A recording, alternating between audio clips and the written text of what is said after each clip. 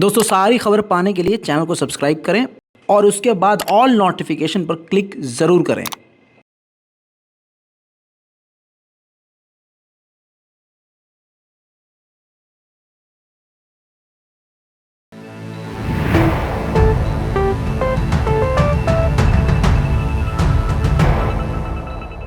सलाम, नमस्ते, सत श्री अकाल। मैं हूं रजा और आप देख रहे हैं रजा ग्राफी का वॉर अपडेट। सबसे बड़ी जानकारी आ रही है, जैसा कि वादा किया था नेतन्याहू ने कि अगर वो जीतते हैं तो वो हथियार देंगे यूक्रेन को, और अब वो वादा पूरा कर रहे हैं ऐसा कंफर्म किया जा रहा है। मेरा पूरा फोकस इसी नेतन्याहू पे था कि ये नेतन्याहू ईरान के खिलाफ कुछ न कुछ जरूर करेगा, और ईरान ने जो हथियार रूस को दिए हैं यूक्रेन के खिलाफ, इसके खिलाफ तो नेतन्याहू कुछ न कुछ जरूर करके मानेगा।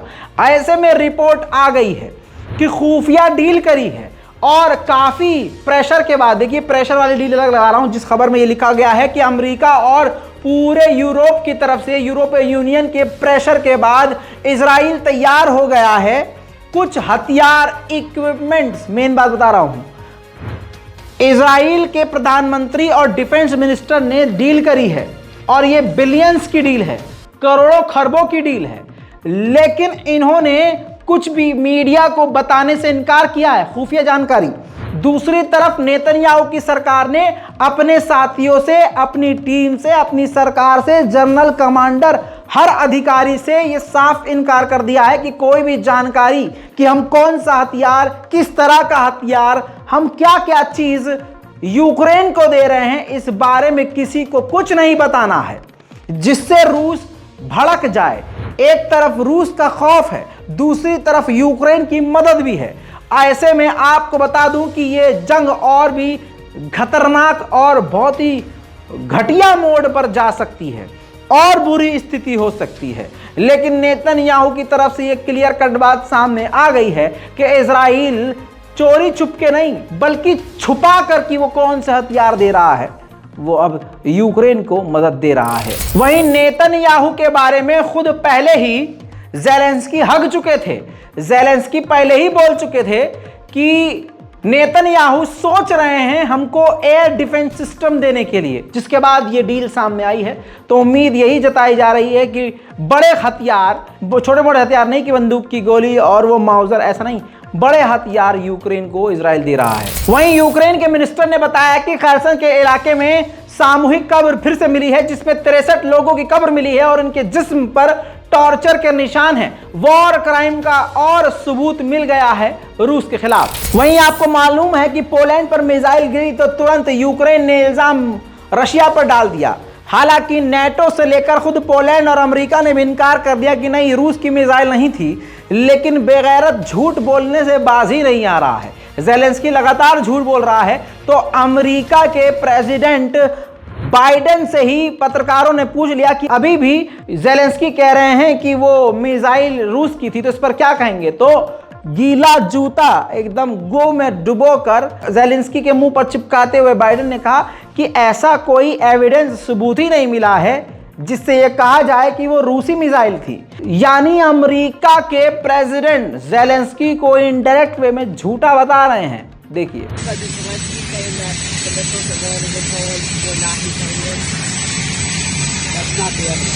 वहीं आर्मी जनरल ने जो कर कहा, वही आज अमेरिका के विदेश मंत्री ब्लिंकन ने कह दिया है। उन्होंने कहा है कि जो भी हो, मिसाइल चाहे यूक्रेन की हो, किसी की भी हो, लेकिन पोलैंड में जो कुछ हुआ है उसका जिम्मेदार रशिया है। उधर ब्रिटेन के फॉरेन मिनिस्टर ने भी सेम कॉपी पेस्ट वही बात अमेरिका के फॉरेन मिनिस्टर की कर दी है।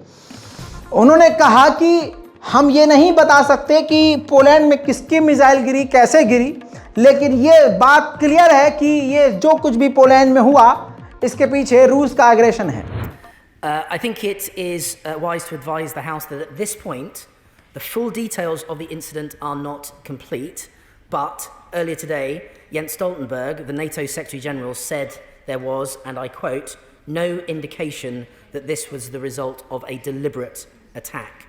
He added that the incident was, and I quote again, वहीं दोस्तों, यूक्रेन को जर्मनी का डिफेंस सिस्टम आयरिश टी मिला हुआ है। जो कि काफी खतरनाक और बेहतरीन डिफेंस सिस्टम है। अब मैं आपको एक तस्वीर दिखा रहा हूं।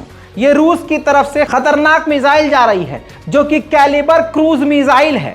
इस मिसाइल को जर्मन डिफेंस सिस्टम ने पलक झपकते ही बेहतरीन तरीके से हवा में ही तबाह कर दिया।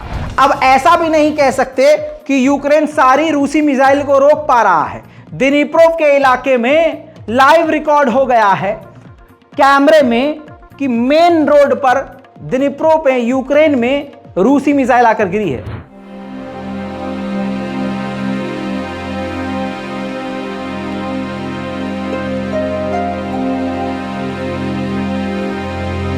वहीं तुर्की ने एक बड़ी कामयाबी हासिल की है।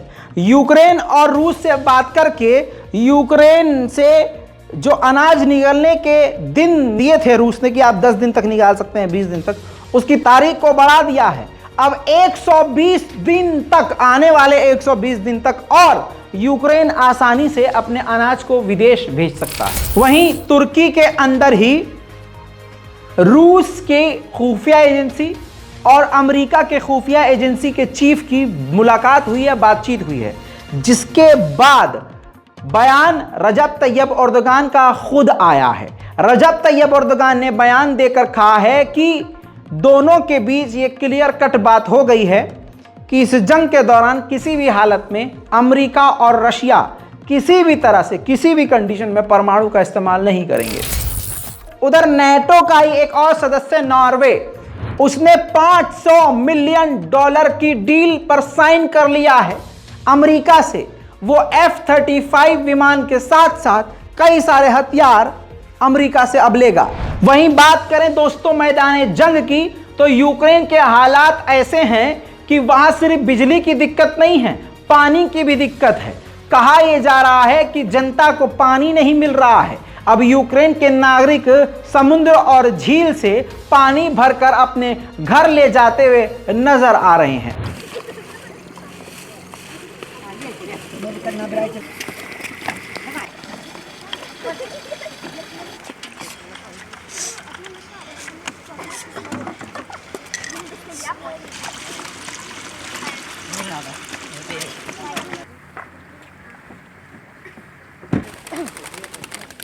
वहीं दोस्तों America, Germany, France, Britain, NATO ने जलील कर दिया है कि वो पोलैंड में गिरी हुई मिसाइल यूक्रेन की है, रूसी नहीं, कोई सबूत ही नहीं है।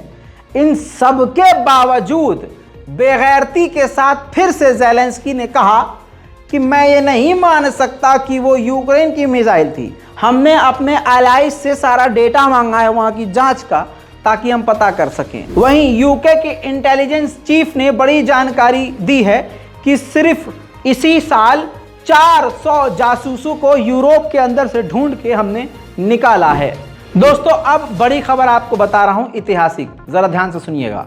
17 जुलाई 2014 को यूक्रेनी फ्रीडम फाइटर्स ने, यूक्रेन के वो लड़ाकू जो यूक्रेन के खिलाफ हैं, यूक्रेन की सरकार के खिलाफ हैं, वो अलग ग्रुप डोनेट्स्क के इलाके में थे और उन्होंने रूसी बुल्क एयर डिफेंस सिस्टम से एक रॉकेट लॉन्च किया जो कि मलेशिया की एयरलाइंस थी MH17, जिसके अंदर 298 पैसेंजर सवार थे। जिस हमले में वो सारे के सारे पैसेंजर्स मारे गए। जी हाँ, इस हमले में वो सारे पैसेंजर्स मारे गए। उस पर कार्रवाई होते होते, और आपको बता दूं कि डोनेट्स्क यूक्रेन के इलाके से वो दागी गई थी। इल्ज़ाम रूस की तरफ था, लेकिन आज इस पर सुनवाई करते हुए डच कोर्ट ने, नीदरलैंड की कोर्ट ने सुनवाई करते हुए 3 लोगों को उम्र कैद सुना दी, जिसमें एक रूसी था, 2 यूक्रेनियन। ये दोनों जो थे ये खुद यूक्रेन के खिलाफ रहते थे। फ्रीडम फाइटर, उनका जो अलग रेबल ग्रुप था वो उससे थे, और इसमें एक रूस का नागरिक भी शामिल था। वहीं दोस्तों भारत, ईरान और रशिया ने मॉस्को के अंदर ही अफगानिस्तान के हालात को लेकर बड़ी मीटिंग करी है। और एक मैं रिपोर्ट आपको खुद बता दूं, एक बड़ी बात, रूस ने कल, आज और परसों जो लगातार 2-3 दिन में यूक्रेन पर हमले किए हैं, वो आम जनता पर या किसी सरकारी संस्था पर नहीं, बल्कि वो गैस प्रोडक्शन कंपनियों पर और फैक्ट्रीज पर दागी हैं, जिससे यूक्रेन की कमर टूट जाए। इसके बाद क्रेमलिन ने दोबारा, रूस की सरकार ने दोबारा कहा है कि हम बिल्कुल नहीं सोच रहे हैं कि हम परमाणु बम का इस्तेमाल करें। दोस्तों, वही भारत और रूस की दोस्ती इस साल निखर कर सामने आ गई है। आंकड़े आप बता दूं, पिछले साल तक भारत रूस का 25वां ट्रेडिंग पार्टनर था, जो कि आज बढ़ते बढ़ते बढ़ते 5वें नंबर पर आ गया है। 5वां भारत सबसे बड़ा ऐसा मुल्क है जो सबसे ज़्यादा इंपोर्ट रूस से कर रहा है, सबसे ज़्यादा गैस तेल उससे ले रहा है। पिछले साल तक 25वें स्थान पर था। दोस्तों, अभी के लिए इतना ही। इस रिपोर्ट को देखिए और इंतज़ार कीजिए, दोबारा आऊँगा और आज ही, जी हाँ, और भी बड़ी जानकारियों के साथ। जय हिंद।